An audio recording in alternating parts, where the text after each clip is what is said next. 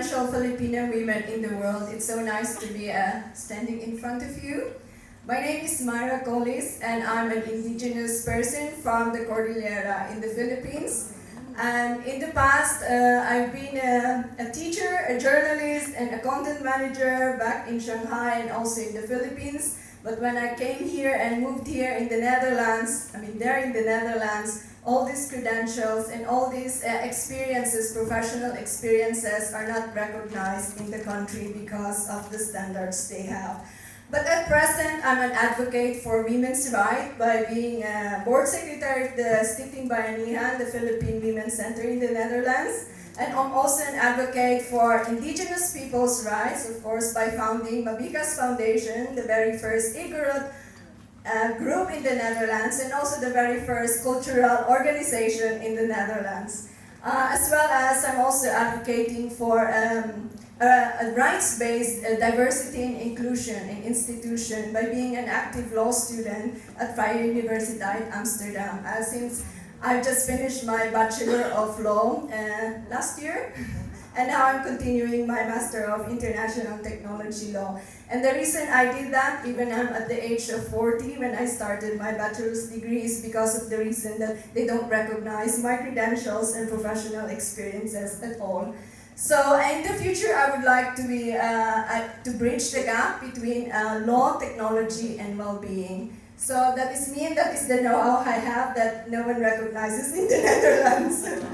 Okay, so the current scenario is like this. So like I've said, this is I would like to show you three things: the current scenario, the problem, and then I'll show you the solution I would like to propose as my global pitch, and of course my call to action.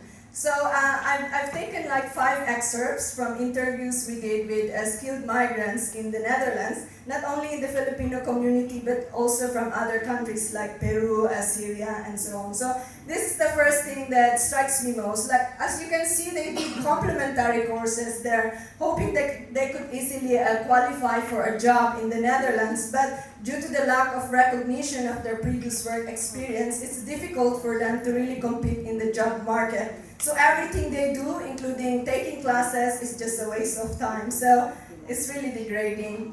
And this is another one who says that as much as they wanted to go back to school, like I did, I went back to school at the age of 40, where my schoolmates are like half of my age. But then they say that this path is a lot of investment and it's take a lot of time, so they are not sure.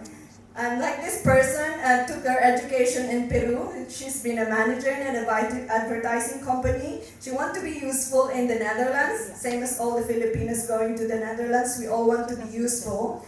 But then it's so hard for them to get the management position that they used to have. And also, for her, she said, of course, that to be honest, it's really hard to get a job, so they end up cleaning houses and simply have to live with that and accept the fact that that's the job that they have to do.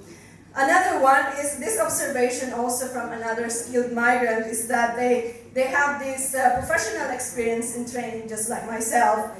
And for Dutch employers, they don't care.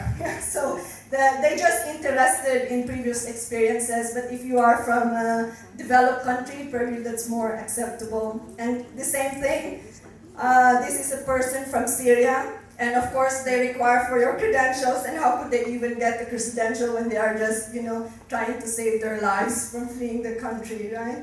So these are kind of the current scenario, the problem that the women or skilled migrants are facing in the Netherlands. In short, the foreign credentials of non-EU migrants, including us Filipinas in the Netherlands, or EU in general, are not recognized. So as a result, unemployment, right? Or it's just like depression because you cannot fulfill your full potential. So what I've come up with is this one. I would like to, this is my project, I would like to propose the acceleration program in education for skilled migrants. This is would like to be in a university level program for continuing education for migrant women whose foreign credentials are not recognized in the country. And my target audience are, of course, for the universities as well as for skilled migrants. So The theory of change is with this acceleration program, we have a platform to reskill ourselves. It's not recognized in the country, then find a way how it is to reach to a level in such a way that you don't have to go through the 3 years of study. How about if you're 50, how about if you're 40, you don't have that much time. Yeah? We need an acceleration to fast track your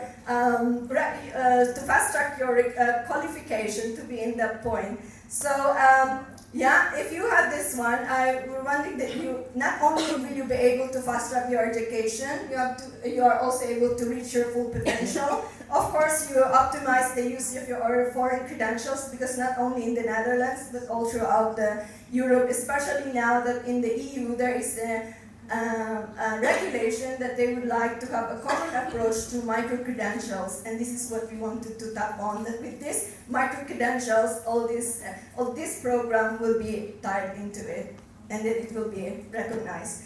And of course, we tap on the universities, so for this acceleration program, we provide a ready-made acceleration program for the universities to make use of. And this is also tied in their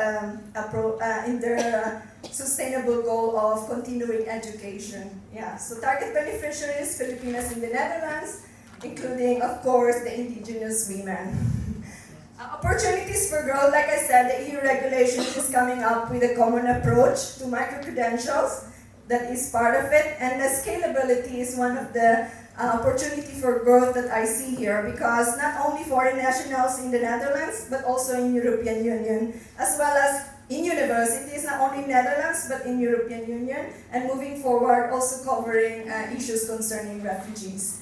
So measuring results, I have this 5-year plan, as you can see, and the end result is by the 5th year, hope to target like 500 skilled migrants being able to have this program, to avail of this program. So as a result, I would like to thank you for listening, and also hoping for your support and thanking you in support, as I need some expert advice, of course, when it comes to curriculum development, and also in coming up with this program, as well as partnership with universities. All of you who are in the academe, of course, your valuable input are very much appreciated.